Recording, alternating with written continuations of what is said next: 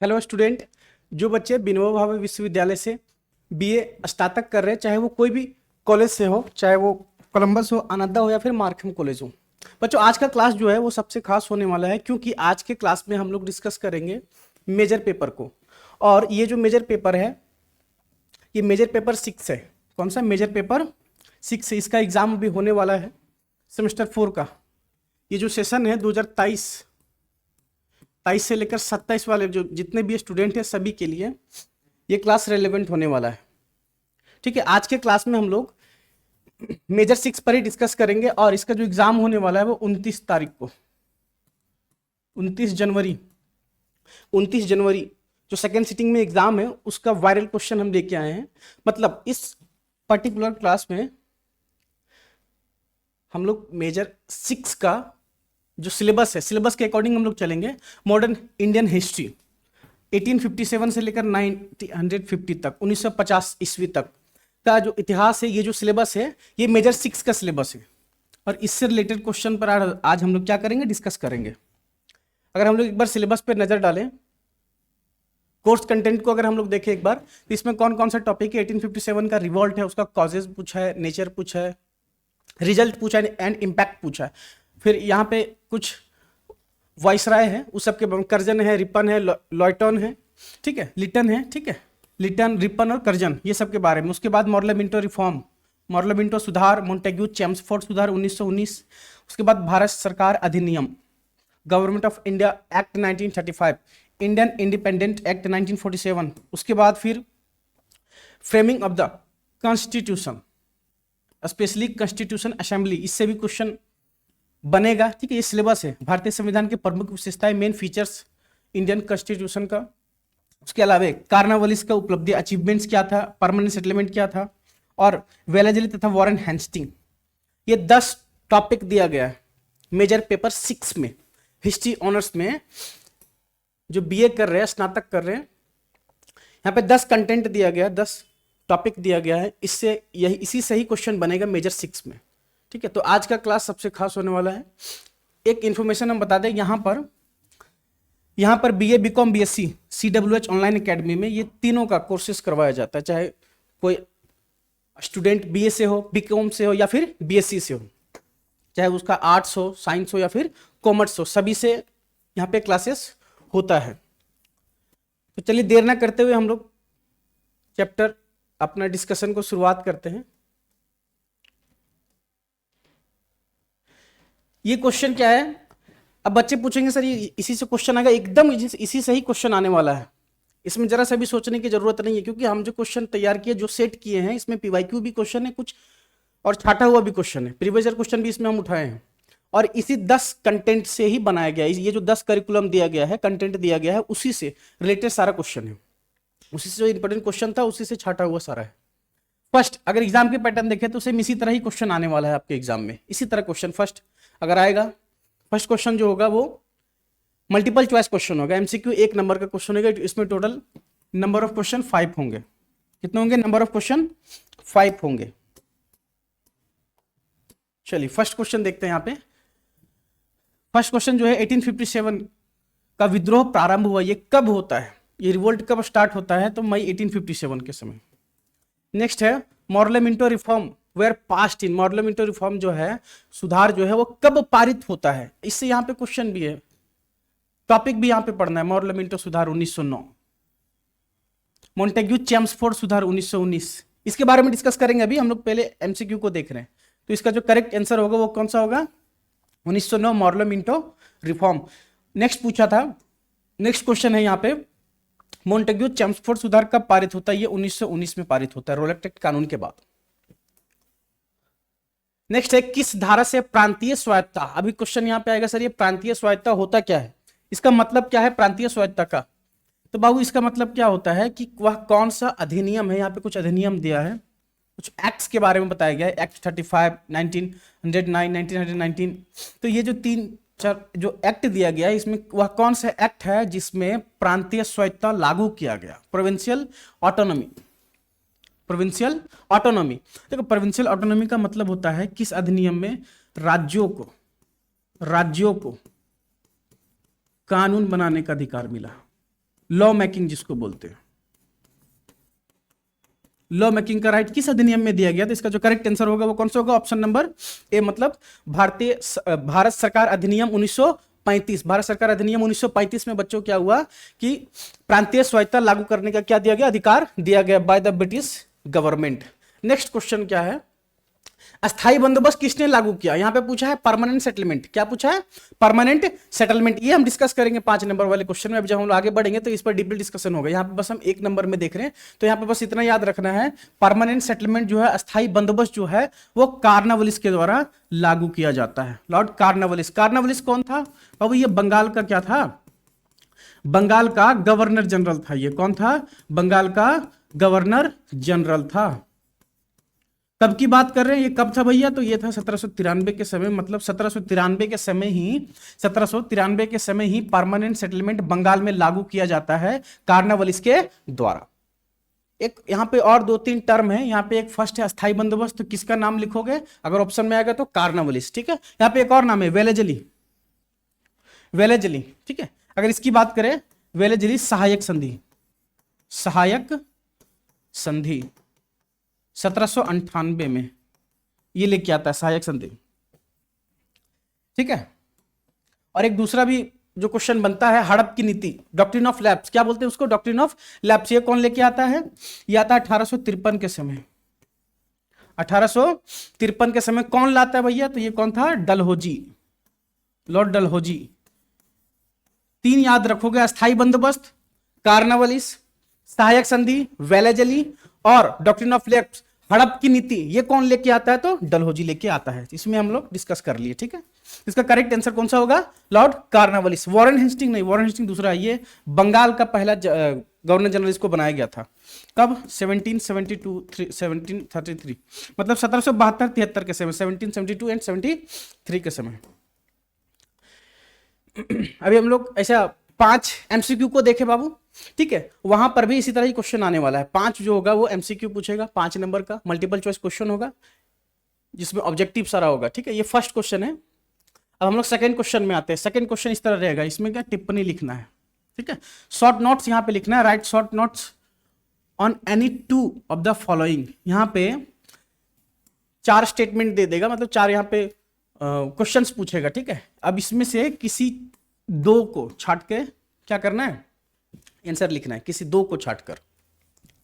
यहां पे क्या कौन कौन सा दिया है? पृथक निर्वाचक, द्वैत शासन, प्रांतीय स्वायत्तता, या doctor B are Ambedkar ji. ये 4 यहां पे दिया है। इसे चारों में से 2 पर क्या लिखना है? टिप्पणी लिखना है, शॉर्ट नोट्स लिखना है। क्या लिखना है? शॉर्ट नोट्स लिखना है, टिप्पणी लिखना है।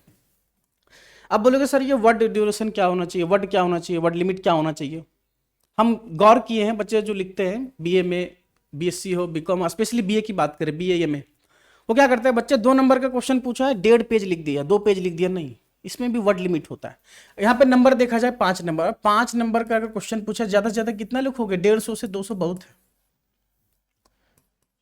150 बहुत ज्यादा है, 150 वर्ड बहुत ज्यादा है, काफी है 150 वर्ड। वर्ड लिमिट होना चाहिए।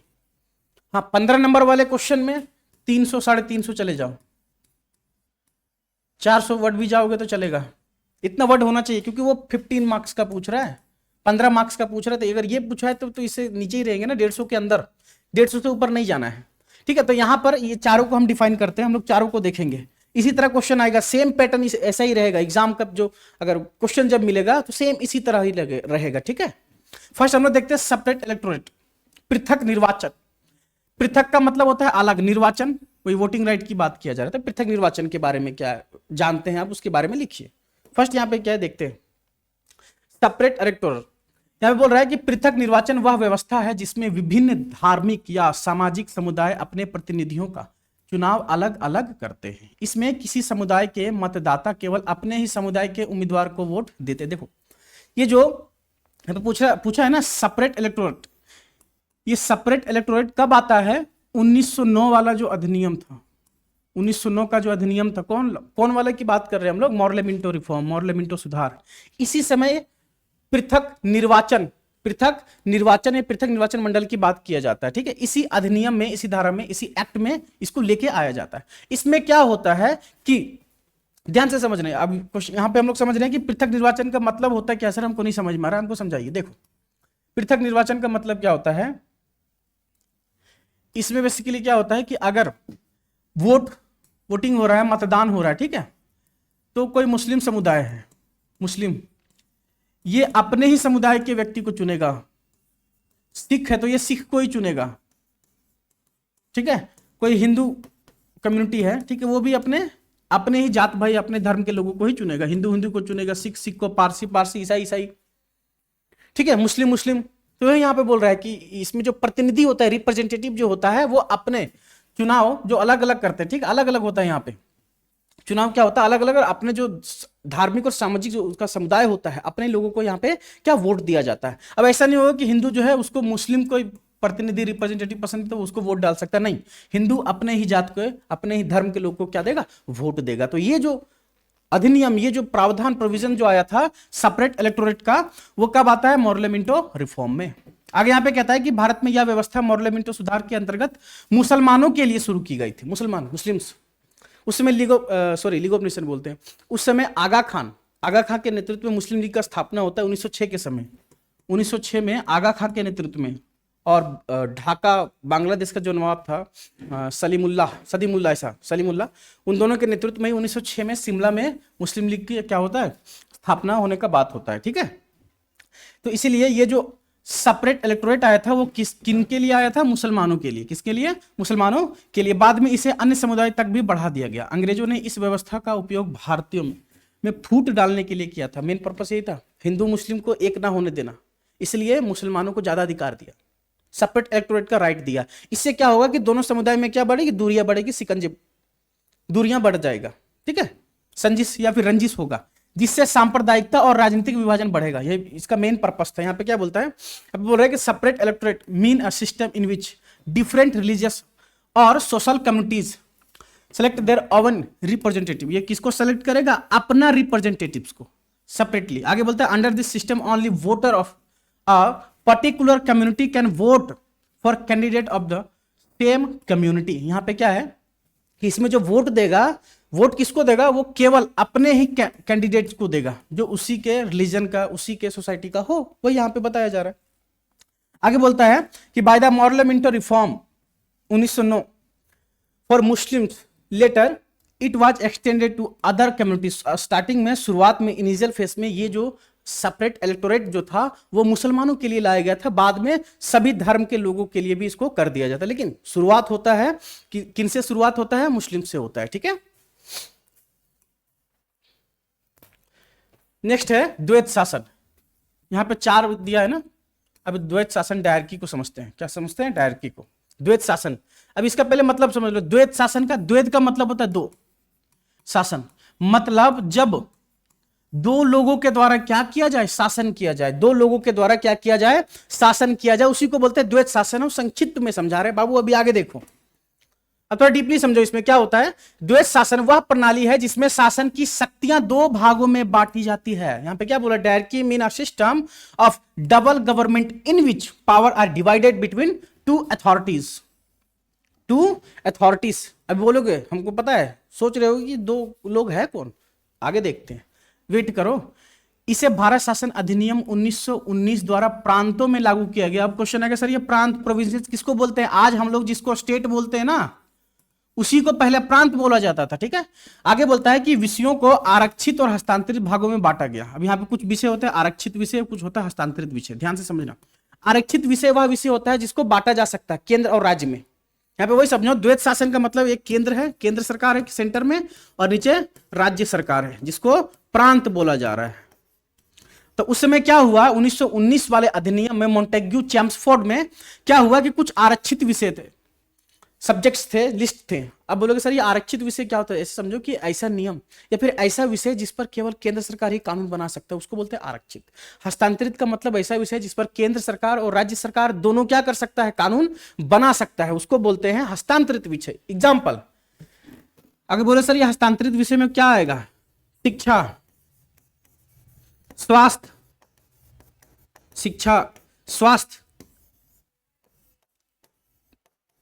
डाक, पोस्टल सिस्टम, ये ऐसा विषय है जिस पर केंद्र भी कानून बनाएगा, राज्य भी कानून बनाएगा, इसको बोलते हैं हस्तांतरित। अब है आरक्षित। आरक्षित मतलब डिफेंस, मतलब इसको बोल सकते हैं सुरक्षा संबंधित मामला जो है उस पर केंद्र सरकार बनाएगा कानून। सुरक्षा संबंधित मामला, कुछ ऐसे मामले होते हैं, ठीक है।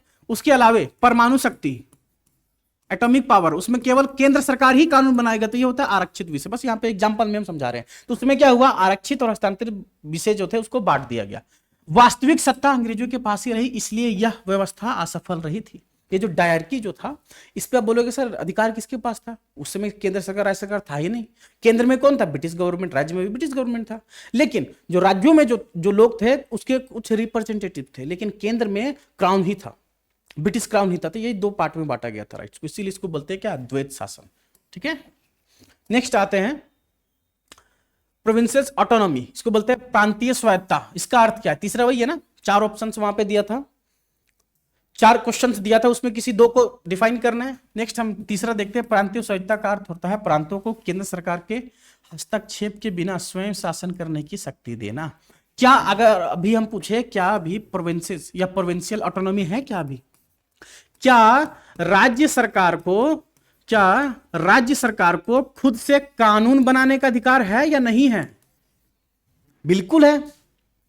क्या है? बिल्कुल है, क्योंकि इंडिया में फेडरल सिस्टम को अडॉप्ट किया गया, संघात्मक शासन व्यवस्था है। यहाँ पे शेयर ऑफ पावर है, यहाँ पे पावर शेयर किया गया, केंद्र सरकार के पास अपना पावर है, राज्य के पास अपना पावर है। तो इसका अर्थ यही होता है, प्रांतीय स्वायत्ता का अर्थ होता है कि केंद्र सरकार के बिना हस्तक्षेप के राज्य सरकार अपने लिए या अपने राज्य के लिए, अपनी जनता के लिए खुद से कानून बनाए बिना किसी हस्तक्षेप का। वही है, क्या है वो? क्या है? प्रोविंशियल ऑटोनॉमी इसको बोलते हैं।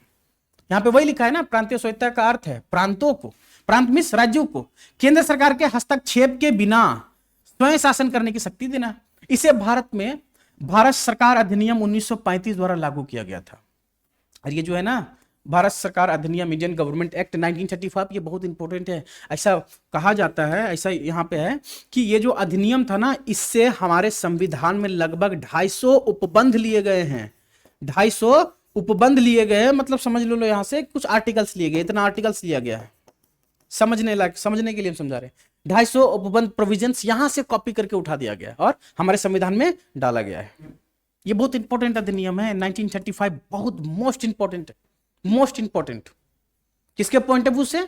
हमारे कॉन्स्टिट्यूशन, हमारे संविधान के दृष्टिकोण से ये बहुत इंपॉर्टेंट है। और ये जो प्रोविंशियल ऑटोनॉमी है वो कब आता है? इसी समय आता है। इस बोलते हैं इस व्यवस्था के अंतर्गत प्रांतों को, मतलब राज्यों को, अपनी निर्वाचन सरकार बनाने और शिक्षा, स्वास्थ्य, कृषि जैसे विषयों में स्वतंत्र निर्णय लेने का क्या दिया गया? अधिकार लिया गया। सही बात है, राज्यों को क्या अधिकार दिया गया? वो शिक्षा में कानून बना सकता है, स्वास्थ्य में, कृषि में, ये सब जो मामले हैं उस पर वो स्वतंत्र होकर क्या बना सकता है? नियम कानून बना सकता है। उसी को बोलते हैं ऑटोनॉमी, प्रोविंशियल ऑटोनॉमी। क्या बोलते हैं उसको? Provincial autonomy. प्रोविंशियल का अर्थ क्या हुआ? स्टेट है, ठीक है, जिसको पहले प्रांत बोलते थे, आज हम लोग उसको स्टेट बोलते हैं। आगे बोलता है इससे लोगों में राजनीतिक जागरूकता बढ़ी और स्वशासन का अनुभव प्राप्त हुआ, स्वयं शासन का। ठीक है, नेक्स्ट है B.R. अम्बेडकर। यहां बोल रहे हैं अम्बेडकर जी के बारे में थोड़ा सा लिखना है, संक्षिप्त में लिखना है, पूरा डीपली नहीं जाना है।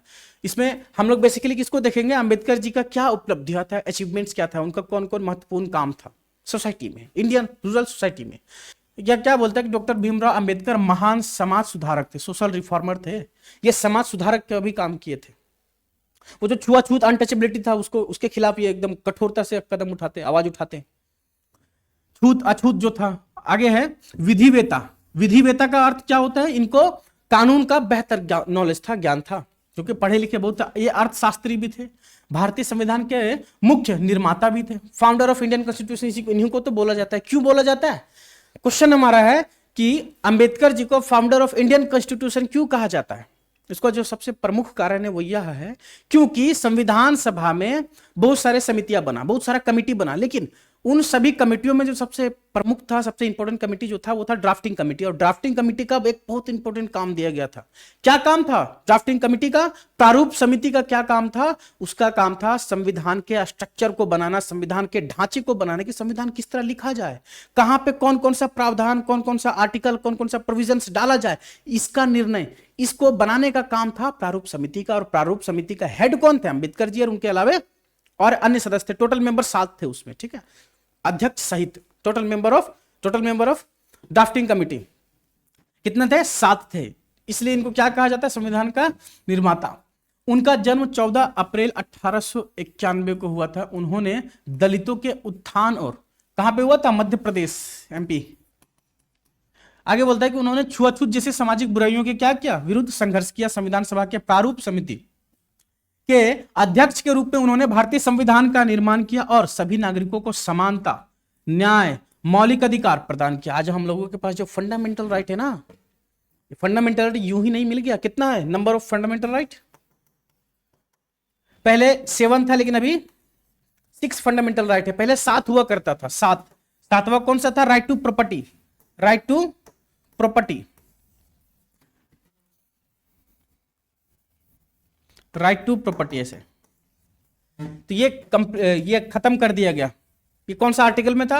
31, आर्टिकल 31 में था। इसको हटा दिया गया। अभी वर्तमान में जो संपत्ति का अधिकार है, राइट टू प्रॉपर्टी जो है, अभी एक लीगल राइट है,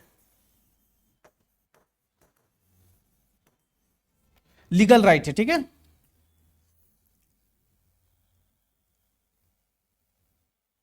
नेक्स्ट है अभी ग्रुप सी। अब यहां पे तीसरा क्वेश्चन, फर्स्ट क्वेश्चन क्या था? एमसीक्यू था। दूसरा क्वेश्चन क्या था? टिप्पणी लिखना था, शॉर्ट नोट्स लिखना था। अब तीसरा क्वेश्चन क्या आता है? क्वेश्चन नंबर थर्ड देखते हैं। अब यहां से स्टार्ट हो जाता है ग्रुप सी, और इसमें तकरीबन 7 या 7 समथिंग क्वेश्चन होगा। टोटल नंबर ऑफ जो क्वेश्चन है वो 7 होगा। उन 7 में से 4 क्वेश्चन का जवाब देना है। कितना? 4 का। प्रत्येक जो क्वेश्चन होगा वो 15 मार्क्स का होगा। 15 चौका 60। ठीक है, 4 क्वेश्चन को यहां पे डिफाइन करते हैं हम लोग। अब कोई बच्चा सोचेगा सर ये इसका पीडीएफ कहां से मिलेगा? तो वीडियो के लिंक में जो डिस्क्रिप्शन बॉक्स है वहां पर टेलीग्राम का लिंक है। टेलीग्राम ज्वाइन कीजिए। वहां पे फिर ये जो पीडीएफ है जो हम अभी करवा रहे हैं, जो तैयारी करवा रहे हैं, रिवीजन जो करवा रहे हैं, जो इंपॉर्टेंट क्वेश्चन दे रहे हैं एग्जाम के लिए, 29 तारीख को जो एग्जाम होने वाला है, ये जो पीडीएफ है वो वहां से मिल जाएगा टेलीग्राम ग्रुप में। ठीक है, तो वहां सब ज्वाइन कर लेंगे। डिस्क्रिप्शन बॉक्स में मिल जाएगा लिंक। तीसरा क्वेश्चन क्या है कि 1857 के विद्रोह का क्या कारण था? What were the causes of the revolt of 1857? 1857 का जो विद्रोह हुआ था उसका क्या कारण था? हम लोग समझते हैं क्या कारण था। तत्कालीन कारण, अगर एक्चुअल रीजन पूछेगा तो वो क्या था? चर्बी वाले कारतूस का मुद्दा। उसके अलावे अगर कारण पूछेगा तो सामाजिक कारण था, आर्थिक कारण था, राजनीतिक कारण था, धार्मिक कारण था, रिलीजियस कॉजेज है, पॉलिटिकल है, इकोनॉमिकल है, सोशल है। ये सब कुछ महत्वपूर्ण कॉजेज था। इसमें मंगल पांडे का नाम प्रमुख आता है। मेरठ छावनी, वहीं से वो शुरुआत करते हैं। ठीक है, देखते हैं 1857 का विद्रोह भारत में अंग्रेजी शासन के विरुद्ध पहला बड़ा संगठित आंदोलन था। इसके पीछे केवल एक कारण नहीं था, बल्कि राजनीतिक, आर्थिक, सामाजिक, धार्मिक, सैनिक कारणों को सम्मिलित प्रभाव था। बोले ना कि इसमें केवल एक कारण नहीं था, इस विद्रोह के होने का केवल एक कारण नहीं था। चलिए आगे देखते हैं। यहां पे बोल रहा है the revolt of 1857 was the first major uprising against British rule in India. ऐसा कहा जाता है कि 1857 का जो विद्रोह है वो भारतीय स्वतंत्रता संग्राम का, इंडियन फ्रीडम स्ट्रगल का फर्स्ट लार्ज स्केल पे या फिर लार्ज मूवमेंट था। कौन सा? 1857 का विद्रोह। यहीं से स्वराज्य की अवधारणा आती है। देश के प्रति समर्पण या राष्ट्रवाद का जो भाव है, विचार जो है, थॉट जो है नेशनलिज्म का, ये यहीं से राइज होता है लोगों के अंदर। देश के प्रति समर्पण का भाव। आगे यहां पे बोल रहा है कि it was not caused by a single reason. इसका कोई एक कारण नहीं था। किसका? 1857 के विद्रोह का, 1857 के रिवोल्ट का। इसका बहुत सारा कारण था, अभी हम लोग समझते हैं। पॉलिटिकल, इकोनॉमिक, सोशल, राइट और रिलीजियस एंड मिलिट्री। फर्स्ट यहां पे आते हैं पॉलिटिकल कॉजेज। बच्चों देखो, जिस तरह यहां पे हम बनाए हैं ना, पहले इंट्रोडक्शन का पार्ट दोगे, उसके बाद फिर पॉइंट वाइज लिखोगे। क्या करते हो? सब क्या करता है? थ्योरी पे थ्योरी लिख रहे हो। ऐसे एक पन्ना मिल गया, इसमें थ्योरी ही भर दिया एकदम पूरा। एग्जामिनर जो चेक करने वाला कॉपी है उसका भी माथा खराब, काट के नंबर नहीं दिया। 1 नंबर देके निकल लिया, 2 नंबर, 3 नंबर। क्यों रिस्क ले? प्रयास करो, पॉइंट वाइज लिखो। प्रयास करना क्या है? पॉइंट वाइज लिखो, ताकि साफ सुथरा लगे पढ़ने में। जो एग्जामिनर जो चेक कर रहा है उसको भी थोड़ा समझ में आए, अच्छा लगे कि अच्छा ठीक है, पैटर्न बढ़िया है लिखने का, स्किल अच्छा होना चाहिए। ठीक है, अब थ्योरी पे थ्योरी भर दोगे, समझ में नहीं आ रहा है, उसका भी माथा घूम जाएगा, क्या लिखा है यार। ठीक है, तो पॉइंट वाइज लिखोगे, इसको नहीं बोलोगे। ठीक है, तो फर्स्ट पॉइंट राजनीतिक कारण, पॉलिटिकल कॉजेज में क्या था कि अंग्रेजों ने भारतीय राज्यों को हड़पने की नीति अपनाई। सही बात है, हड़प की नीति बताए ना। हड़प की नीति डलहौजी के समय आता है, यहां पे लिखा है डलहौजी ने हड़प की नीति, डॉक्ट्रिन ऑफ लैप्स इसको बोलते हैं, डॉक्ट्रिन ऑफ लैप्स लागू की, जिसके तहत झांसी, सतारा, नागपुर जैसे राज्यों को अंग्रेजी साम्राज्य में मिला लिया गया जबरदस्ती। इससे भारतीय राजाओं में असंतोष फैल गया। आप बोलोगे सर ये हड़प की नीति क्या था? देखो संक्षिप्त में बता देते हैं। हड़प की नीति, डॉक्ट्रिन ऑफ लैप्स क्या था कि अगर कोई रियासत का अगर नवाब है, रियासत का नवाब या फिर राजा जो है, अगर उसका कोई अपना पुत्र ना हो, दत्तक पुत्र ना हो, मतलब अपना कोई संतान ना हो, तो उसके मरने के बाद उसका जो रियासत है वो अंग्रेजी सरकार हड़प लेती थी। ये था हड़प की नीति। तो ये हड़प की नीति डलहौजी लेके आता है। इससे लोगों में क्या था, असंतोष फैला था, किसके खिलाफ, ब्रिटिश इंपायर के खिलाफ। इसलिए 1857 का रिवोल्ट में इसका भी बहुत बड़ा कंट्रीब्यूशन था। लोग गुस्सा थे ना, वो चिंगारी भड़कने का वेट कर रहे थे, उसके बाद टूट पड़े। नेक्स्ट है आर्थिक कारण, इकोनॉमिक कॉजेज। तो अगर इकोनॉमिक कॉजेज को देखें,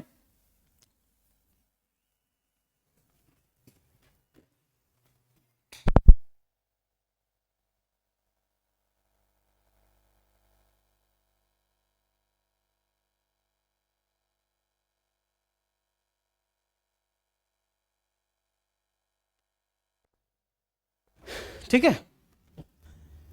नेक्स्ट देखते हैं आर्थिक कारण, इकोनॉमिक कॉजेज। आर्थिक कारण क्या था इस विद्रोह का, अंग्रेजों ने किसानों से भारी लगान वसूली, हैवी लैंड रेवेन्यू कलेक्ट किया। किसने, ब्रिटिशर्स ने। आगे बोलता है भारी उद्योग धंधे नष्ट हो गए क्योंकि ब्रिटिश वस्तुएं सस्ते दरों पर भारत लाई जाती। इससे बेरोजगारी और गरीबी बढ़ी और जनता में असंतुलन या फिर असंतुष्टि हो गई। The British exploit Indian resources, heavy land revenue policies run farmer and zamindars. आगे बोलता है इंडियन हैंडीक्राफ्ट। अब बोलो सर ये हैंडीक्राफ्ट क्या होता है, वे भारतीय किसान या वे भारतीय जो अपने घर में छोटे मोटे उनका लघु उद्योग था, सॉरी कुटीर उद्योग था, छोटे छोटे जो हाथ से मोनी बनाना, बास्केट बनाना, मिट्टी का घड़ा बनाना, सूत काटना, सूती जो धागा होता है उसको बनाना, वो धीरे धीरे क्या हो गया, बंद हो गया। क्योंकि सारा जो सामान आने लगा वो ब्रिटेन से बनकर, ब्रिटेन की फैक्ट्रियों से बनकर यहाँ पे ही वो लोग आके इसको बेचने लगा सस्ता दाम में। इससे क्या प्रभाव पड़ा, भारत में जो हैंडीक्राफ्ट के जो काम किया करते थे उनके रोजगार, उनके एम्प्लॉयमेंट को बुरी तरह से क्या हुआ, प्रभावित किया। ये दूसरा कौन सा था, आर्थिक कारण। तीसरा है सामाजिक और धार्मिक कारण। ये तो सभी को पता होना चाहिए, फिर भी देख लेते हैं। अंग्रेजों द्वारा किए गए सामाजिक सुधारों को भारतीय परंपरा में हस्तक्षेप माना गया। इसके पहले सती प्रथा को समाप्त किया ब्रिटिश सरकार, सती प्रथा, विधवा पुनर्विवाह की अनुमति दिया। तो ये क्या था कि हमारी सनातन संस्कृति में इसको पहले से मान्यता प्राप्त था, प्राचीन काल मध्यकाल से ये चला रहा था। अंग्रेज आके इसको क्या किया, खत्म कर दिया। तो इससे भी लोगों में क्या हुआ, असंतोष फैला कि ये हमारे धर्म के मामले में क्या कर रहा है, हस्तक्षेप कर रहा है। हम ये विश्वास, हम ये मतलब नहीं सहेंगे। सती प्रथा का अंत, विधवा विवाह को बढ़ावा देने से लोगों को लगा कि अंग्रेज उनका धर्म बदलना चाहते हैं। ईसाई मशीनरी की गतिविधियों से धार्मिक भावनाएं आहत हुई और उस समय ईसाई मशीनरी भी आया। 1813 में, 1813 का जो चार्टर एक्ट था, चार्टर एक्ट, चार्टर अधिनियम, इसी समय ईसाई मशीनरी क्या होता है, भारत आता है। तो ये कुछ रीजंस था। नेक्स्ट है मिलिट्री कॉजेज। भारतीय सैनिकों को अंग्रेज सैनिकों की तुलना में कम वेतन, कम सम्मान मिलता था। अब अंग्रेजी सेना में भारतीय भी शामिल थे, अंग्रेज भी शामिल थे। भारतीयों को कम वेतन, वेजेस मिलता था, अंग्रेजों को ज्यादा मिलता था। भारतीयों को कम रिस्पेक्ट मिलता था, उनको बहुत ज्यादा मिलता था। ये भी भेदभाव था सेना में। इससे क्या होता था कि उन्हें ऊंचे पद नहीं दिए जाते थे। सही बात है, कोई भी भारतीय ऊंचा पद पर, मेजर, कर्नल, जनरल, ये नहीं बन सकता था, वो केवल सिपाही ही बनकर रहेगा। आगे नेक्स्ट है इनफील्ड राइफल के कारतूसों में गाय और सुअर की चर्बी लगी होने की अफवाह से हिंदुओं और मुसलमानों की धार्मिक भावनाओं क्या हुआ, आहत पहुंचा। जब लोगों को पता चला कि अभी बात क्या है ना कि 1857 की अगर बात करें तो उस समय एक नया राइफल आता है ब्रिटेन के फैक्ट्री से बनकर, उसको बोलते हैं इनफील्ड राइफल। अब इसमें जो फायर करना पड़ता था ना सैनिकों को, तो वो जो बुलेट जो होता था ना, उसको एक पैकेजिंग होता था, वो बुलेट को दांत से फाड़ना पड़ता था। अब लोगों को में क्या अफवाह फैल गया कि वो जो पैकेजिंग जो हुआ है बुलेट का, वो बारूद का सूरा जिसको बोलते हैं, उसके पैकेजिंग में गाय और सुअर के चर्बी का लेप है ताकि कॉस्ट कम पड़े, कम खर्चा पड़े। अब इससे क्या हुआ, उसके धार्मिक मामले में हस्तक्षेप पहुंच गया ना। वो हिंदुओं के लिए गाय पवित्र है और इस्लाम में सुअर हराम है। तो बड़ी समस्या दोनों धर्म के लोगों को। ये भी क्या था, कारण था। कौन सा कारण, सैनिक कारण में। अब तत्कालीन कारण, इमीडिएट कॉजेस क्या था, तो कारतूस का प्रयोग करने से मना करने पर मेन सबसे बड़ा कारण यही था। अंग्रेजों ने, भारतीयों ने क्या किया, भारतीय सैनिकों ने क्या किया, बोले कि हम ये कारतूस नहीं यूज करेंगे, ये जो बुलेट है इसका हम लोग प्रयोग नहीं करेंगे क्योंकि इसमें गाय और सुअर के चर्बी का लेप है। यही सबसे बड़ा कारण था, इमीडिएट कुछ तत्कालीन कारण यही था 1857 के विद्रोह का, जिससे विद्रोह भड़क उठा और 10 मई 1857 को मेरठ में विद्रोह शुरुआत होता है। उत्तर प्रदेश के मेरठ छावनी में, किसके द्वारा, मंगल पांडे। दिल्ली, कानपुर, लखनऊ, झांसी तक ये फैल गया। ठीक है, अब कंक्लूजन लिखना नहीं भूलोगे, ये भी बहुत इंपॉर्टेंट है बाबू। हाँ, कंक्लूजन भी लिखोगे, निष्कर्ष क्या है। बोले कि इस प्रकार 1857 के विद्रोह अंग्रेजी शासन के विरुद्ध जन असंतोष का परिणाम था। इससे भारत के स्वतंत्रता संग्राम की क्या पड़ी, नींव पड़ी। अब बोलोगे कि सर निष्कर्ष लिखना नहीं आता, सिंपल से समझो, निष्कर्ष कैसे लिखोगे? ऊपर जितना लिखे, जितना स्टेटमेंट दिए हो, तो उसका एक संक्षिप्त में 2-3 लाइन में समरी दे दो ना, कि ऐसे लिख सकते हो कि उपयुक्त कथनों के अनुसार यह कहा जा सकता है कि 1857 का जो विद्रोह है वो भारतीय स्वतंत्रता संग्राम का पहला सशक्त विद्रोह माना गया और यहीं से स्वतंत्रता संग्राम की शुरुआत मानी गई, या शुरुआत हुई, जिससे अंग्रेजों को क्या करना पड़ा, संघर्ष करना पड़ा। ये दूसरा कंक्लूजन हो सकता है, अपने से लिखना है बस। कंक्लूजन में कोई व्यक्ति नहीं बताएगा, हम नहीं बताएंगे कि इसमें ये लिखो। थॉट प्रोसेस क्या कहता है, माइंड क्या कहता है, पूरा लिखने के बाद, क्वेश्चन समझने के बाद क्या दिमाग में आ रहा है, अंतिम में 2-3 लाइन में कैसे इसको डिफाइन करोगे, वो मायने रखता है। तो निष्कर्ष उसी तरह लिखा जाता है। नेक्स्ट क्वेश्चन है, चौथा क्वेश्चन हम लोग देखते हैं। ये बहुत इंपॉर्टेंट क्वेश्चन है, इससे बाहर एकदम नहीं आएगा, एकदम नहीं आएगा, क्योंकि ये जो क्वेश्चन है सिलेबस से ही बनाया गया है, मेजर पेपर 6 से ही बनाया गया है सेमेस्टर 4 वाले के लिए, जो 29 तारीख को जो एग्जाम होने वाला है। लॉर्ड रिपन के सुधारों का वर्णन करें। अथवा में क्वेश्चन, लॉर्ड रिपन के शासन की मुख्य घटनाओं का वर्णन करें। ये अथवा में क्वेश्चन है। दोनों क्वेश्चन अगर इसी तरह रहे, आंसर सेम ही होने वाला है, क्योंकि यहाँ पे क्वेश्चन ही वही क्या पूछा है कि रिपन के बारे में पूछ रहा है। लॉर्ड रिपन ये कौन था, वॉइसरॉय था भारत का उस समय। आज अगर हम लोग देखें, आज जो IAS ऑफिसर का जो औहदा है, उस समय वाइसराय का वो औहदा होता था, ठीक है। तो रिपन के बारे में लिखना है कि रिपन का मुख्य कौन कौन सा काम किया, सुधार क्या था, या फिर उसका क्या उपलब्धियां था, मुख्य घटनाएं क्या थी उसके शासनकाल की, ठीक है। वही क्वेश्चन है यहाँ पे। क्वेश्चन 2 तरह का पूछा है, लेकिन आंसर एक ही होने वाला है। लॉर्ड रिपन 1880 से 84 तक भारत के वाइसराय रहा। कौन रहा, भारत का वाइसराय रहा। कब से, 1880 से लेकर 84 तक। और 84 के बाद कौन आता है, डफरिन आता है, डफरिन। और डफरिन के ही समय 1885 में दिसंबर 1885 में कांग्रेस का स्थापना होता है। हम थोड़ा इंफॉर्मेशन के लिए समझा दे रहे बाबू, ठीक है, लेकिन यहाँ पे रिपन को ही देखोगे, वो इंफॉर्मेशन के समझा दिया आगे हम। तो रिपन के बारे में लिखना है, उनको क्या क्या सुधार था, मुख्य घटनाएं क्या उसके टाइम पीरियड में। तो यहाँ बोलता है कि वाइसराय रहे, वे एक उदार और प्रगतिशील प्रशासक थे। उनका जो बिहेवियर था ना, काफी लिबरल था, ठीक है। क्या था, लिबरल था। आगे बोलते हैं, उनके सुधारों का उद्देश्य भारतीयों में स्वशासन, स्वतंत्रता, शिक्षा और न्याय की भावना का विकसित या विकास करना था। आगे बोलता है, उन्हें भारत में स्थानीय स्वशासन का जनक माना जाता है। यहाँ पे बहुत इंपॉर्टेंट लाइन लिखा गया है, इसको बिल्कुल नहीं भूलोगे। जब एग्जाम में लिखोगे, इसको हाईलाइट कर दोगे, नीचे से ऐसे हाईलाइट कर दोगे। भारत में स्थानीय स्वशासन का जनक रिपन को माना जाता है। बोलोगे सर ये स्थानीय स्वशासन है क्या, सभी कोई उसके बारे में जान रहे हो। पंचायती व्यवस्था, लोकल सेल्फ गवर्नमेंट, जो गांव में पंचायत है ना, इसका जन्मदाता रिपन को कहा जाता है भारत में, ठीक है। अब उन्होंने किन पर काम किया, किसके सुधार पर काम किया, स्थानीय स्वशासन, स्वतंत्रता, शिक्षा, न्याय पर उन्होंने क्या किया, जोर दिया। नेक्स्ट हम लोग आते हैं, अब इनका मुख्य उपलब्धि क्या था, अचीवमेंट्स क्या था, या फिर मुख्य घटनाएं क्या हुई इनके टाइम पीरियड में। पहला क्या हुआ, स्थानीय स्वशासन में सुधार किया, लोकल सेल्फ गवर्नमेंट रिफॉर्म या reform in local self government इसको बोलते हैं, 1882। इन्होंने स्थानीय स्वशासन में क्या किया, सुधार किया, पंचायती व्यवस्था में सुधार किया। देखते क्या किया, लॉर्ड रिपन ने 1882 तक प्रस्ताव लागू कर नगर पालिकों और जिला बोर्ड में निर्वाचन प्रतिनिधियों को शामिल किया। अभी जो नगर निगम जो होता है शहरों में, ठीक है, जैसे हजारीबाग नगर निगम है, धनबाद नगर निगम है, ठीक है। तो ये जो नगर निगम है, तो ये सब क्या है कि उनको निर्वाचन करने के लिए प्रतिनिधियों को क्या किया, शामिल किया, रिप्रेजेंटेटिव को। आगे बोलता है, इससे भारतीयों को प्रशासन में भाग लेने का अवसर मिला और लोकतांत्रिक प्रशिक्षण प्राप्त हुआ। मतलब उन लोगों को ये पता चला कि डेमोक्रेटिक प्रैक्टिसेस क्या है और लीडरशिप क्या होता है। अगर एक अर्थ में समझे कि इसका क्या मेन पर्पस था, इसका मेन पर्पस था भारतीयों को प्रशासन में शामिल करना और प्रशासन का अंग बनाना, ठीक है। It is the part of administration. Next है एजुकेशनल रिफॉर्म, ये इनके टाइम पीरियड में होता है। इन्होंने शिक्षा में सुधार किया। क्या किया उन्होंने, शिक्षा व्यवस्था की समीक्षा के लिए हंटर आयोग। अब इसमें लोग फंसेगा, एक हंटर आयोग है, एक हंटर कमीशन है। हंटर कमीशन 1919-20 के समय आता है, जलियांवाला बाग हत्याकांड के समय। ये आयोग है, वो है कमीशन। तो हंटर कमीशन अगर कहीं रहा तो समझ लेना जलियांवाला बाग हत्याकांड के बाद गठन हुआ था हंटर कमीशन का। लेकिन हंटर आयोग का गठन कब होता है, रिपन के समय होता है, ठीक है। तो उन्होंने शिक्षा व्यवस्था की समीक्षा के लिए हंटर आयोग की स्थापना किया। इसका मुख्य पर्पस क्या था, प्राथमिक शिक्षा का विस्तार करना, शिक्षकों के प्रशिक्षण और भारतीय विद्यालयों को क्या देना, प्रोत्साहन देना।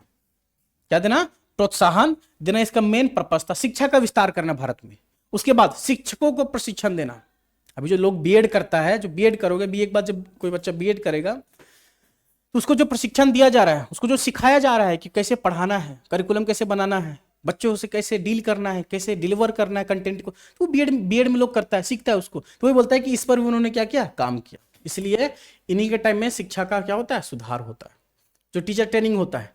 इल्बर्ट बिल विवाद 1883 में, इसी के टाइम में इसको भी सॉल्व होता है। क्या है इल्बर्ट बिल का उद्देश्य? भारतीय न्यायाधीशों को यूरोपीय अपराधियों पर मुकदमा चलाने का अधिकार देना था। देखो पहले क्या होता था पता है, पहले क्या होता था, जो जजेस जो होते थे, चाहे वो सुप्रीम कोर्ट का हो या फिर स्टेट हो, ठीक है, हाई कोर्ट हो या सुप्रीम कोर्ट, और इस जमाने में सुप्रीम कोर्ट कहां था, कोलकाता में था।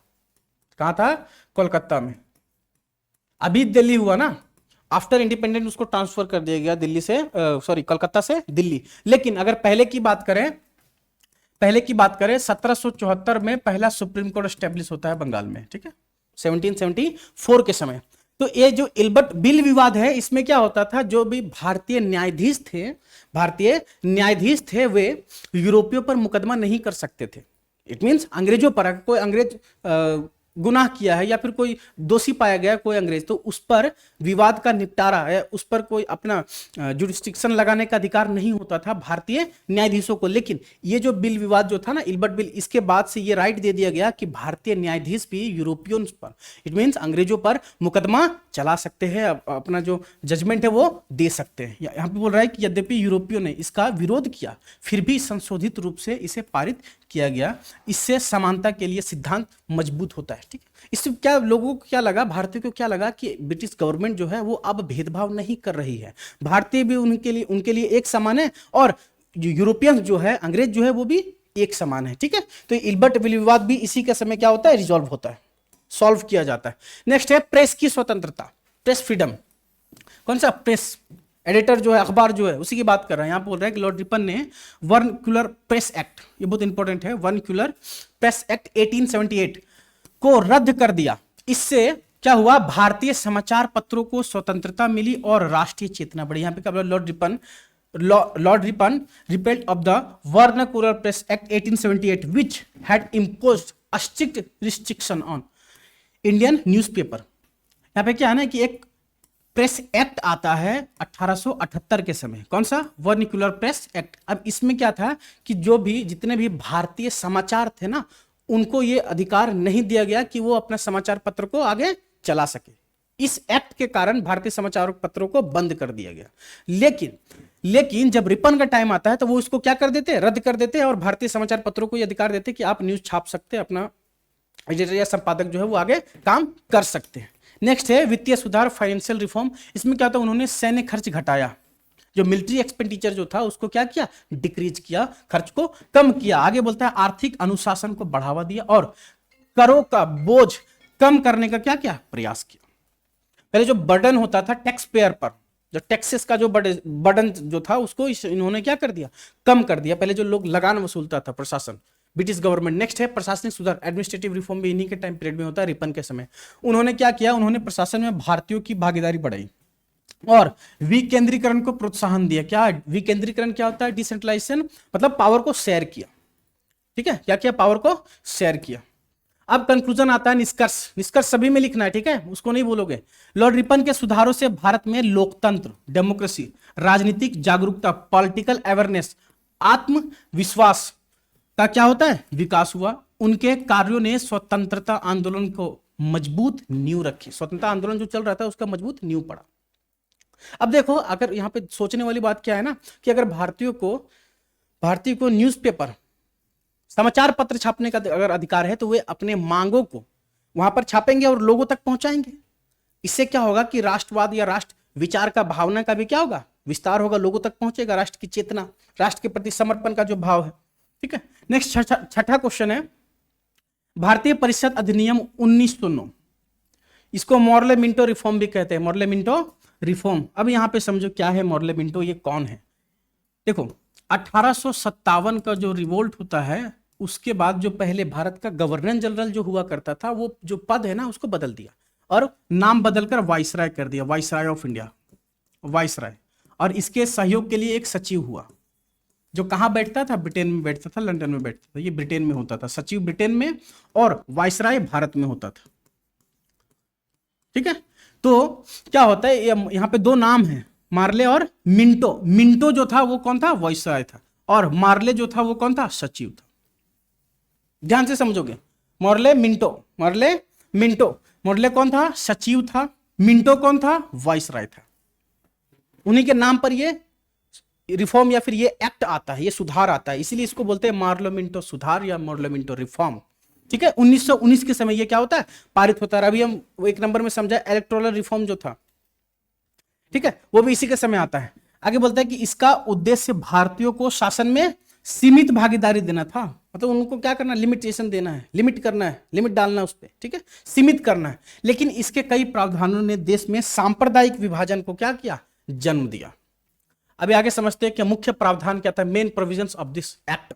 फर्स्ट क्या था, विधान परिषद का विस्तार किया गया। किसका, विधान परिषद का। भी राज्यों में भी होता है ना विधान परिषद, विधानसभा क्या होता है, लेजिस्लेटिव असेंबली, लेजिस्लेटिव काउंसिल। लेकिन ये जो लेजिस्लेटिव काउंसिल जो है वो हर राज्य में नहीं है। भारत की अगर बात करें तो 6-7 राज्यों में ही विधान परिषद है, लेकिन लगभग सभी राज्यों में विधानसभा है, कॉन्स्टिट्यूशन असेंबली। झारखंड की बात करें, झारखंड में क्या विधान परिषद है, नहीं है, यहाँ पे केवल विधानसभा है। अच्छा, अब बोलोगे सर क्यों नहीं है, देखो विधान परिषद होने का जो प्रमुख कारण है ना, अगर सरकार चाहे तो केंद्र सरकार से अनुरोध करके यहां पर विधान परिषद बना सकती है, झारखंड सरकार अगर चाहे तो, लेकिन उसके लिए कुछ क्राइटेरिया है। और वो क्राइटेरिया क्या है, जनसंख्या। अगर जनसंख्या का दबाव ज्यादा, से उत्तर प्रदेश, महाराष्ट्र, ये सब जहां पर ज्यादा पॉपुलेशन है, दिल्ली जहां पर बर्डन ऑफ पॉपुलेशन है, वहां पे लेजिस्लेटिव काउंसिल भी है और लेजिस्लेटिव असेंबली भी है। तो अगर झारखंड का जो जनसंख्या है वो भविष्य में अगर ज्यादा बढ़ जाए, बर्डन पड़े, तब सरकार या फिर व्यवस्था को बनाए रखने के लिए विधान परिषद का भी गठन किया जा सकता है। ठीक है, तो यहाँ पे पहला है कि विधान परिषद का विस्तार किया गया। केंद्र और प्रांत, प्रांत इट मीन्स राज्य, विधान परिषद के सदस्यों की संख्या क्या कर दी गई, बढ़ाई गई। और कुछ भारतीयों को निर्वाचित और मनोनीत किया गया। किसी को इलेक्शन के माध्यम से चुना गया और किसी को मनोनीत किया गया, मतलब डायरेक्टली चुन लिया गया। ठीक है, नेक्स्ट दूसरा क्या था, पृथक निर्वाचन प्रणाली। इसी को तो अभी हम लोग देखे थे ना, पृथक निर्वाचक प्रणाली था। इसमें मुसलमानों को अलग निर्वाचन का अधिकार दिया गया। इसी में हम समझे थे कि अपने समुदाय, अपने जाति के लोग, अगर मुस्लिम्स का अगर वोटिंग हो रहा है तो मुसलमान नेता को उसी का कम्युनिटी, उसी का मेजोरिटी चुनेगा, मुस्लिम नेता को मुस्लिम वोट देगा, हिंदू को हिंदू, दलित को दलित, ईसाई को ईसाई, सिख को सिख। ठीक है, तो ये यहाँ पे किया गया। ठीक है, पृथक निर्वाचन प्रणाली, इसका विशेषता। तीसरा विशेषता क्या था, सीमित निर्वाचन व्यवस्था था। यहाँ पे चुनाव अप्रत्यक्ष थे और केवल संपन्न वर्ग का मतदान का अधिकार था। जो समाज में थोड़े बड़े लोग थे, संपन्न थे, उसी को ये अधिकार दिया गया था। अब बोलोगे क्या सर महिलाओं को था, बिल्कुल नहीं था, महिलाओं को ये राइट्स ही नहीं था, फीमेल को राइट्स नहीं था। पता है भारत में महिलाओं को वोट देने का अधिकार कब मिला, आफ्टर फर्स्ट वर्ल्ड वॉर, 1914 से 18 जो फर्स्ट वर्ल्ड वॉर हुआ, उसके बाद महिलाओं को, फीमेल्स को वोट देने का अधिकार दिया गया। इस समय वोटिंग का राइट भी नहीं था लगभग। 1909 की हम लोग बात कर रहे हैं ना, इसमें फीमेल वोट नहीं दे सकती थी, केवल मेल के अधिकार था ये। ठीक है, नेक्स्ट है प्रश्न पूछने और बजट पर चर्चा का अधिकार दिया गया इसी समय 1909 मॉर्लेमेंटो रिफॉर्म में। इसमें क्या हुआ कि सदस्यों को प्रश्न पूछने और बजट पर चर्चा की अनुमति मिली, लेकिन निर्णय की शक्ति नहीं थी। यहाँ पे क्या बोल रहा है, अगर बजट पर डिस्कस हो रहा है ना तो उस पर भारतीय सवाल पूछ सकते हैं, लेकिन ब्रिटिश जो अधिकारी है, गवर्नमेंट जो है, वो उसका रिप्लाई दे ये जरूरी नहीं है, बस तुम पूछ सकता है, हमारा मन किया तो रिप्लाई देंगे वरना नहीं देंगे। नेक्स्ट है कार्यकारिणी परिषद। अब बोलोगे सर ये कार्यकारिणी परिषद किसका होता था, वाइसराय का कार्यकारिणी परिषद, एग्जीक्यूटिव काउंसिल जिसको बोलते हैं, वाइसराय का। तो उसमें भारतीय सदस्य उसमें शामिल किया गया। तो वाइसराय का जो एग्जीक्यूटिव काउंसिल जो था उसमें एक भारतीय को स्थान दिया गया। टोटल मेंबर होता था 15 में केवल एक ही क्या होगा, इंडियन होगा, बाकी 14 मेंबर जो होगा वो अंग्रेज होगा। ठीक है, ये कुछ मुख्य प्रावधान था। अब इसका आलोचनात्मक मूल्यांकन करते, क्या मेरिट्स था और डिमेरिट्स था, क्योंकि क्वेश्चन वही पूछा, दो तरह का क्वेश्चन यहाँ पे है। अब यहाँ पे देख रहे हैं कि क्या इसका मेरिट्स था, भारतीयों की भागीदारी बढ़ी, सही बात है, राजनीतिक जागरूकता का विकास हुआ। नेक्स्ट है चुनाव प्रणाली की शुरुआत हुई। ठीक है, और उसके बाद है बहस की सीमित स्वतंत्रता मिली। मतलब बोले ना कि बजट में केवल आस्क कर सकता है, पूछ सकता है, रिप्लाई मिले ये जरूरी नहीं है। अब इसका डिमेरिट्स क्या था, पृथक निर्वाचन में सांप्रदायिकता बढ़ी। ठीक है, कम्युनिज्म जिसको बोलते हैं वो बढ़ता है। ठीक है, लोगों के अंदर सांप्रदायिक के आधार पर भेदभाव बढ़ा, क्योंकि मुसलमान को ज्यादा राइट दिया गया, पृथक निर्वाचन प्रणाली उसको मिला, निर्वाचक मंडल मिला, और हिंदुओं को नहीं था। स्टार्टिंग में तो ये शुरुआत मुसलमानों के लिए किया गया, इसलिए उनको बीच क्या बढ़ा, सांप्रदायिकता बढ़ी। परिषदों के पास वास्तविक शक्ति नहीं थी, काउंसिल्स के पास ये अधिकार नहीं था। आगे है मताधिकार, सीमित और अलोकतांत्रिक था, मताधिकार सीमित था ना, वोटिंग राइट महिलाओं को नहीं था, केवल पुरुषों को था। ये इसका क्या था, डिमेरिट था। अंग्रेजों का नियंत्रण बना रहा और राष्ट्रीय एकता कमजोर हुई। कंक्लूजन आता है, यह अधिनियम सुधार की दिशा में एक छोटा कदम था, लेकिन इसने भारतीयों की अपेक्षाओं को पूरा नहीं किया। सांप्रदायिक विभाजन इसकी सबसे बड़ी क्या हुई, कमजोरी हुई, कम्युनल डिवीजन जिसको बोलते हैं। ठीक है, नेक्स्ट है 7 क्वेश्चन। ये क्या बोला, ये भी इजी क्वेश्चन पूछा है। सन 1947 के भारतीय स्वतंत्रता अधिनियम के मुख्य प्रावधान क्या थे? इससे क्वेश्चन बाहर नहीं जाएगा, हम बार बार समझा रहे हैं, क्योंकि ये जो क्वेश्चन बना है पूरा करिकुलम कंटेंट को देखकर ही बनाया गया है। ठीक है, तो इससे बाहर जाने का किसी भी तरह का संभावना नहीं है। अब देखते हैं 1947 का जो अधिनियम था उसका क्या मुख्य प्रावधान था, मेन फीचर्स क्या था। भारतीय स्वतंत्रता अधिनियम 1947 ब्रिटिश संसद द्वारा 18 जुलाई 1947, कब, 18 जुलाई 1947 को पारित किया गया। यह अधिनियम भारतीय इतिहास का सबसे महत्वपूर्ण दस्तावेज माना जाता है, डॉक्यूमेंट्री माना जाता है। क्यों माना जाता है, आगे हम लोग देखेंगे विशेषता में। क्योंकि इसी के द्वारा लगभग 200 वर्षों का अंग्रेजी शासन समाप्त हुआ। 200 वर्ष समझ में आ रहा है ना, 1757 और 1764 पलासी बक्सर के युद्ध से लेकर 1947, उसके बाद तो भारत आजाद हो जाता है, और इसी अधिनियम के बाद यह समाप्ति की ओर जाता है। आगे बोलता है कि 15 अगस्त 1947 को भारत तथा पाकिस्तान 2 स्वतंत्र राष्ट्र बने। यह अधिनियम माउंटबेटन योजना, बोलो सर ये माउंटबेटन कौन था, ये वायसराय था उस समय का। 1947 के समय भारत का जो वायसराय ऑफ इंडिया जो था वो कौन था, लॉर्ड माउंटबेटन। उन्हीं के टाइम में, उन्हीं के कार्यकाल में यह भारतीय स्वतंत्रता अधिनियम 1947 आता है। इसके बाद क्या होता है, सत्ता हस्तांतरित कर दिया जाता है। अभी देखते हैं इसका मेन फीचर्स क्या था। पहला, 2 स्वतंत्र राष्ट्रों की क्या किया गया, स्थापना किया गया। कौन सा 2 स्वतंत्र राष्ट्र की हम बात कर रहे हैं, हिंदुस्तान और पाकिस्तान। मुस्लिम बहुल क्षेत्र पाकिस्तान, हिंदू बहुल क्षेत्र Hindustan. Creation of 2 independent dominance. इस अधिनियम के अंतर्गत ब्रिटिश भारत को 2 डोमिनियन, भारत और पाकिस्तान में विभाजित किया गया। पाकिस्तान के 2 भाग थे, ठीक है, पूर्वी पाकिस्तान और पश्चिमी पाकिस्तान। इसको जरा ध्यान से समझना। अभी जो देखते हैं ना हम लोग पाकिस्तान, वो पश्चिमी पाकिस्तान है। पूर्वी पाकिस्तान कौन था, हुआ करता था, लेकिन अभी पूर्वी पाकिस्तान की जगह एक नया देश बन गया है, बांग्लादेश। अभी जो बांग्लादेश है वो 1947 के समय पूर्वी पाकिस्तान था, वो पाकिस्तान के कब्जे में था बांग्लादेश। अब सभी को पता है 1971 का जो वॉर होता है इंदिरा गांधी के समय, उसके बाद बांग्लादेश का निर्माण होता है। पूर्वी पाकिस्तान पश्चिमी पाकिस्तान के हाथ से चला जाता है। और क्या विशेषता था, ब्रिटिश प्रभुसत्ता की समाप्ति, transfer of power and end of British authority. क्योंकि देश आजाद हो गया ना, तो ब्रिटिश पावर खत्म है। तीसरा क्या था, संविधान सभा की सर्वोच्चता, sovereignty of constitution assembly. Bharat और पाकिस्तान की संविधान सभाओं को पूर्ण विधायी और संवैधानिक अधिकार प्रदान किया गया। जब तक नया संविधान ना बना तब तक भारत सरकार अधिनियम 1935 ही लागू रहा। देखो भारत में भी संविधान बनाया जा रहा था ना। पहला बैठक 9 दिसंबर 1946 पहला बैठक होता है संविधान सभा का, फिर 11 दिसंबर 13 दिसंबर इस तरह करके टोटल 15 जो होता है वो बैठकें होती है। अंतिम बैठक जो होता है 24 जनवरी 1950 को होता है। तो इतना दिन तक देश चलेगा कैसे, इतना दिन तक जो देश चला वो भारत सरकार अधिनियम 1935 के द्वारा चलाया गया। क्योंकि उस समय संविधान बन रहा था, पाकिस्तान का अलग संविधान बन रहा है, हिंदुस्तान का अलग बन रहा है। ये इसका विशेषता था, किसका, 1947 का। नेक्स्ट है गवर्नर जनरल की व्यवस्था यहाँ पे किया गया। गवर्नर जनरल, प्रत्येक डोमिनियन मतलब प्रत्येक देश की बात कर रहे हैं, मतलब हिंदुस्तान और पाकिस्तान में एक गवर्नर जनरल की नियुक्ति ब्रिटिश राजा द्वारा, ब्रिटिश क्राउन जो था उसके द्वारा किया गया। और आगे बोला डोमिनियन की मंत्रिपरिषद की सलाह पर की जाती थी। गवर्नर जनरल केवल संवैधानिक प्रमुख के रूप में कार्य करता था, ना कि ब्रिटिश सरकार के प्रतिनिधि के रूप में।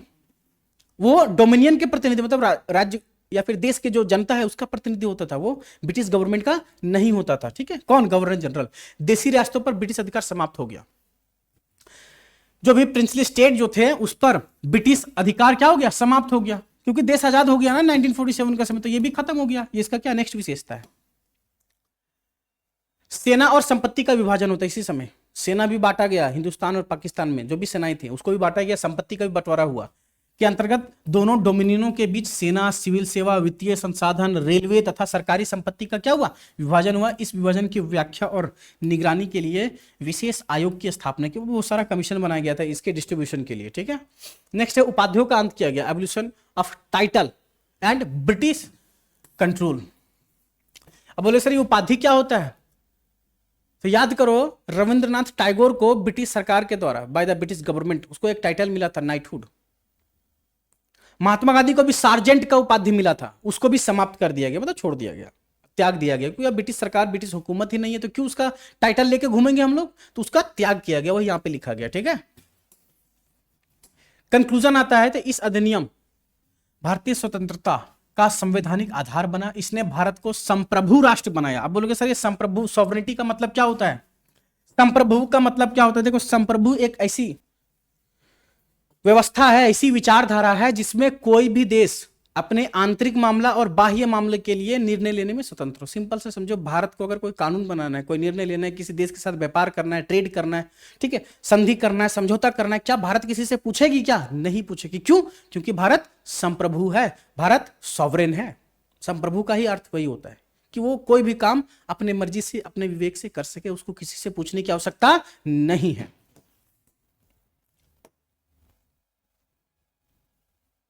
नेक्स्ट 8वां क्वेश्चन क्या है, इसमें अस्थायी बंदोबस्त पर एक संक्षिप्त निबंध लिखें। ठीक है, क्या लिखना है? निबंध लिखना है, ऐसे लिखना है। किस पर? अस्थायी बंदोबस्त। बाबू हम अस्थायी बंदोबस्त के बारे में समझाए थे, 1793 के समय आता है, कौन लेके आता है? कार्नवालिस लेके आता है। कार्नवालिस, वो कौन था कार्नवालिस? उस समय गवर्नर जनरल था, गवर्नर, ये गवर्नर जनरल था। कौन? कार्नवालिस। कब? 1793 के समय। कहां पर स्थायी बंदोबस्त लाया जाता है? बंगाल में। कहां पर? बंगाल में। इसी के बारे में थोड़ा समझते हैं। अस्थायी बंदोबस्त भारत में अंग्रेजों द्वारा लागू किया गया एक महत्वपूर्ण भू राजस्व व्यवस्था था। ध्यान से समझना, ये अस्थायी बंदोबस्त जो था ना, ये एक लैंड रेवेन्यू सिस्टम था। इसमें क्या होता था कि भूमि की जो नपाई होती थी ना, वो पहले कर लिया जाता था। सिंपल समझो कि मेरा खेत है, मेरा खेत समझो 2 कट्ठा का है। कितना है? 2 कट्ठा का। 2 कट्ठा का खेत है मेरा, इसमें समझ लो 15 किलो अनाज होता है। सिंपल सा 15 केजी अनाज होता है एक फसल में। अब वो क्या कर दिया अस्थायी बंदोबस्त में कि जो भू राजस्व जो लेगा, लैंड रेवेन्यू जो हमसे वो कलेक्ट करेगा, लगान जो लेगा, उसका निर्धारण पहले कर दिया कि देख भैया तोर इतना हो, 15 किलो हो वो हो, तो हमरा तू 4 किलो दे दी। सिंपल समझो, 4 केजी के हिसाब से हमको इतना लगान चाहिए।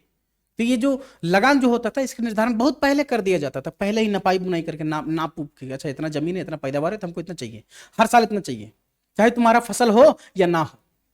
इसी को बोलता है स्थायी बंदोबस्त। आगे समझो, हम बहुत संक्षिप्त में समझाएं ताकि दिमाग में चला जाए। ठीक है, क्योंकि एग्जाम में 2-3 दिन बचा हुआ है, मेजर 6 का 29 को एग्जाम ही है, 4-5 दिन मुश्किल से बचा है। आगे है, इसे 1793 ईस्वी में लॉर्ड कार्नवालिस द्वारा बंगाल, बिहार और उड़ीसा। आप बोलोगे सर अब बंगाल बताएं, बिहार उड़ीसा कहां से आ गया? तो बाबू ये जो बिहार है, ये जो झारखंड है, उड़ीसा है, छत्तीसगढ़ वाला जो पार्ट है ना, वो बंगाल का हिस्सा था। बंगाल बहुत बड़ा था, बंगाल जो प्रोविंस था, बंगाल प्रेसिडेंसी जो था, वो पहले बहुत बड़ा हुआ करता था।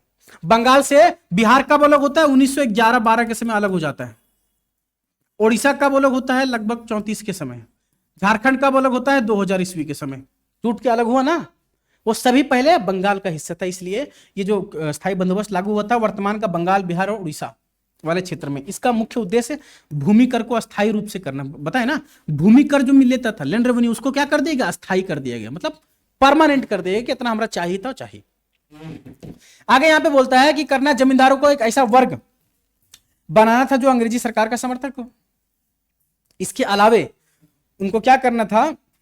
जमींदारों का एक ऐसा वर्ग, एक ऐसा क्लास बनाना था, मतलब जमींदारों को अपने पक्ष में करना था, ताकि तुम वहां से कर जो लैंड जो है, लैंड रेवेन्यू जो है, टैक्स जो है, वो हमको कलेक्ट करके तुम दो। अब ब्रिटिश सरकार नहीं ना जाएगा, घूमेगा नहीं ना, दर बदर नहीं भटकेगा कि अच्छा तुम्हारा टैक्स बाकी है दो, तुम्हारा बाकी है दो, नहीं, जमींदार को है ना भेजेगा। इसलिए जमींदारों को भी अपने पक्ष में करना था, इसका पर्पस था। किसका? अस्थायी बंदोबस्त का।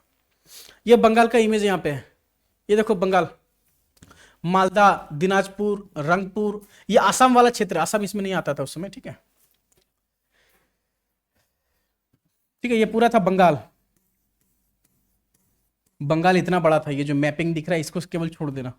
असम का जो छोटा छोटा सा जो तलहटी है वो नहीं आता था, बाकी इसमें बंगाल, बिहार, उड़ीसा, छत्तीसगढ़ वाला थोड़ा सा रीजन यहाँ पे टच करता था। ये बंगाल का मैप है,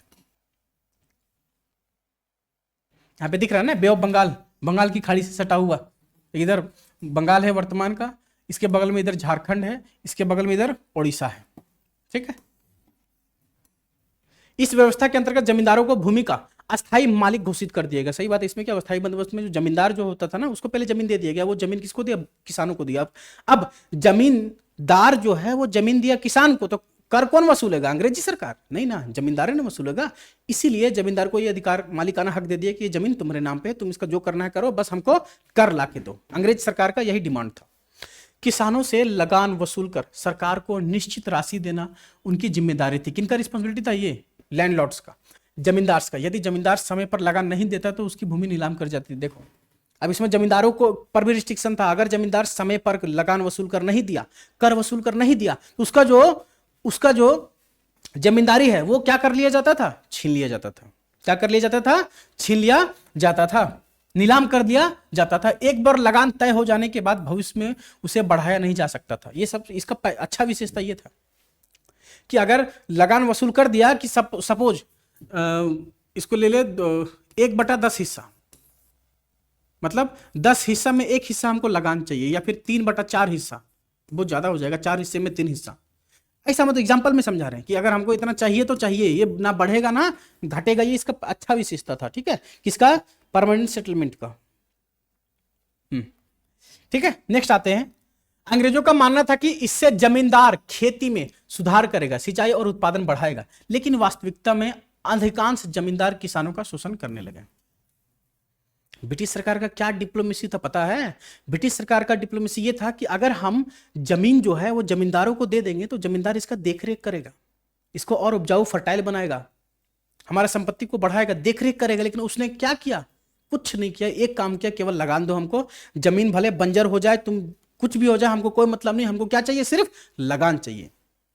और अंग्रेज ने सोचा कुछ और था और जमींदारों ने किया कुछ और, अपने स्वार्थ की सिद्धि किया। ठीक है, उसके अलावा उन्होंने किसका शोषण किया? किसानों का शोषण किया कि अगर तुम नहीं दोगे तो फिर पनिशमेंट मिलेगा। सरकार को प्रारंभ में निश्चित आय प्राप्त हुई, लेकिन बाद में महंगाई बढ़ने से सरकार को नुकसान हुआ। स्टार्टिंग में क्या हुआ ना, ब्रिटिश गवर्नमेंट को इनकम अच्छा खासा होने लगा, लेकिन एक समय के बाद, अभी देखो जैसे हम जमींदार हैं, हम अगर कर वसूलने जाएंगे, हमको पता है कि हमको 10 रुपए लेना है, लेकिन उससे डरा धमका के हम 15 रुपए भी वसूल कर लेंगे। इससे मेरे पैकेट में 5 रुपए बचेगा और जो 10 रुपये ब्रिटिश गवर्नमेंट को देना है उसमें मेरा हिस्सा जो है वो अलग है। तो इससे क्या हुआ? किसानों का शोषण हुआ। तो स्टार्टिंग में तो ईमानदारी से सभी को काम करता है सरकार, गवर्नमेंट की बात कर रहे हैं हम लोग। ठीक है, हम किसकी बात करें? गवर्नमेंट्स की बात करें, सरकारी दफ्तर, सरकारी कार्यालय की बात कर रहे हैं। स्टार्टिंग में बड़ा हरिश्चंद्र बनेगा, बाद में वही है जो समझ रहे हो, वही हो जाता है, सब भ्रष्ट हो जाता है। ठीक है, वही यहाँ पे हुआ, बाद में उसको नुकसान होने लगा। कंक्लूजन, अस्थायी बंदोबस्त ने जमींदारी प्रथा को मजबूत किया, लेकिन किसानों की स्थिति कमजोर कर दी। यह व्यवस्था कृषि विकास में असफल रही और ग्रामीण गरीबों को क्या हुआ? बड़ा हुआ। ग्रामीण क्षेत्र में गरीबी बहुत ज्यादा बढ़ गई। क्या हुआ? इसका कंक्लूजन हुआ। लास्ट क्वेश्चन है, वेलेजली की मुख्य मतलब उपलब्धियों की विवेचना करें। यहां पे टोटल 10 सिलेबस में 10 टॉपिक था। 10 टॉपिक से लगभग 8-9 टॉपिक को हम टच करके इंपॉर्टेंट क्वेश्चन छाट के लेके आए। इससे बाहर नहीं जाएगा बाबू, हम बार बार बोल रहे हैं, इससे बाहर बिल्कुल नहीं जाएगा। ये बहुत है, ये छाटा हुआ क्वेश्चन, इसमें पीवाईक्यू भी है, एमसीक्यू भी है।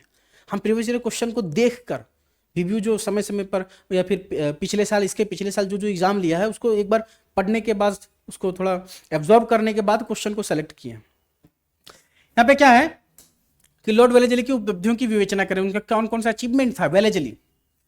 और वेलेजली जब नाम याद आता है तो कौन सा याद आता है? सहायक संधि, सब्सिडरी अलायंस। अभी इसको भी देखेंगे। 1798 से 1805 तक भारत के गवर्नर जनरल रहा। उनका मुख्य उद्देश्य भारत में अंग्रेजी प्रभुत्व स्थापित करना, मतलब अंग्रेजी शासन को और मजबूत करना। किसका पर्पस था? वेलेजली का। और फ्रांसीसी प्रभुत्व को समाप्त करना, मतलब फ्रांसीसी कंपनी को हटाना। उन्होंने सैन्य विजय, कूटनीति, प्रशासनिक सुधार द्वारा ब्रिटिश साम्राज्य का क्या किया? विस्तार किया। फर्स्ट इनका क्या विशेषता था? उपलब्धि क्या था? सब्सिडरी अलायंस, सहायक संधि। अब समझना सहायक संधि क्या होता है। देखो, 2 रियासत है, सपोज ए और बी, इन दोनों के बीच क्या चल रहा है? वॉर चल रहा है। क्या चल रहा है? वॉर चल रहा है। अब सहायक संधि जो था, इसमें क्या होता था? ब्रिटिश सरकार ए या बी दोनों में से किसी एक के पास चला गया। सपोज वो बी के पास चला गया, बोला कि तुम्हारा दुश्मन मेरा दुश्मन है, तो तुम्हारा जो दुश्मन है वो मेरा भी दुश्मन है।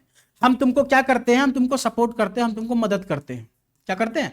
मदद करते हैं इससे लड़ने में। किससे लड़ने में? ए से। ए से लड़ने में हम तुमको क्या कर रहे हैं? मदद कर रहे हैं। ठीक है, इससे। तो इसके आवाज में तुम क्या करो कि हमको फाइनेंशियली सपोर्ट करो। फाइनेंशियली क्या करो?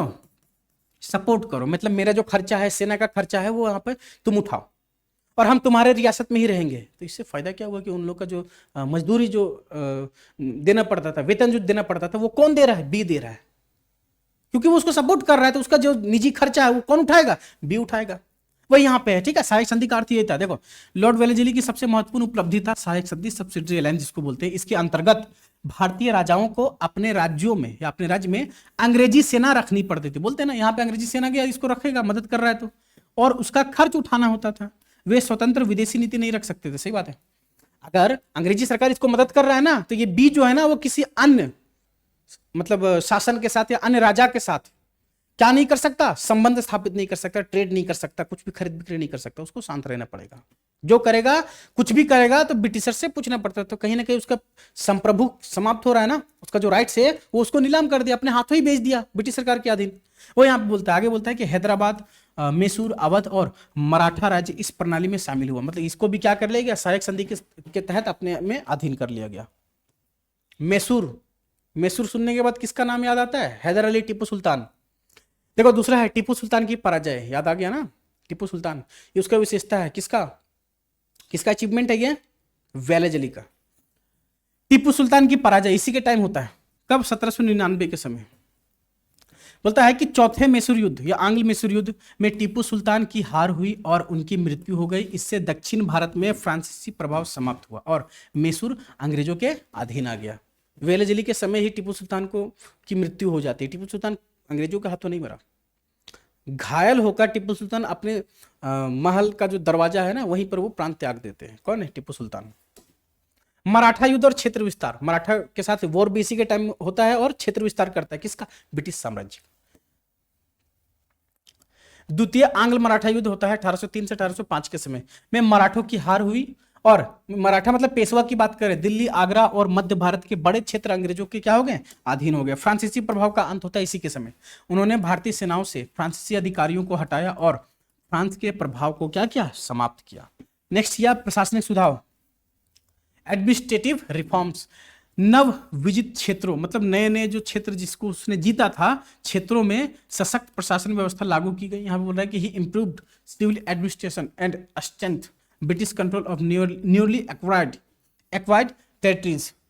He believed in centralized administration. ये centralized administration पे विश्वास करता था। कौन? वेलेस्ली। केंद्रीकृत शासन प्रणाली जिसको बोलते हैं। केंद्रीकृत का मतलब सारा पावर अपने हाथ में रखो, सारा लगाम अपने हाथ में रखो, और विकेंद्रीकरण का मतलब पावर को शेयर करो। ठीक है। लास्ट बचा फोर्ट विलियम की स्थापना। बंगाल में फोर्ट विलियम की स्थापना करता है। ठीक है, सॉरी बंगाल बोलते हैं, कलकत्ता में, वही है कलकत्ता बंगाल। वहां पे फोर्ट विलियम कॉलेज की क्या करता है? स्थापना करता है इसी के टाइम में, वेलेस्ली के ही टाइम में। ब्रिटिश साम्राज्य की नींव इसी के समय क्या हुआ? स्ट्रेंथ हुई, थोड़ा मजबूती पकड़ी। लास्ट बचा कंक्लूजन। लॉर्ड वेलेस्ली ने भारत में अंग्रेजों को सर्वोच्च शक्ति बना दिया। यद्यपि उनकी नीतियां साम्राज्यवादी थी, फिर भी उन्होंने ब्रिटिश शासन का स्थायी रूप दिया। कहीं ना कहीं वेलेस्ली जो था जो भारत का गवर्नर जनरल, उसने ब्रिटिश हुकूमत को और मजबूत करने के लिए, उसके नींव को, उनके बेस को और मजबूती प्रदान करने के लिए बहुत सारे ऐसे काम किए। इसलिए इसमें जितने भी हम लोग सब टॉपिक्स को देखें, पॉइंट वाइज ABC करके जितने भी देखे, उसका मेन क्या था? अचीवमेंट्स था। ठीक है, तो ये क्वेश्चन यहाँ पे समाप्त थे। मेजर जो 6 है, हिस्ट्री मेजर 6 के लिए इतना इनफ है। ठीक है, ये सिलेबस था, सिलेबस के अकॉर्डिंग ही क्वेश्चन हम तैयार किए हैं। ठीक है, सिलेबस के हिसाब से ही, तो इससे बाहर क्वेश्चन बिल्कुल नहीं आएगा।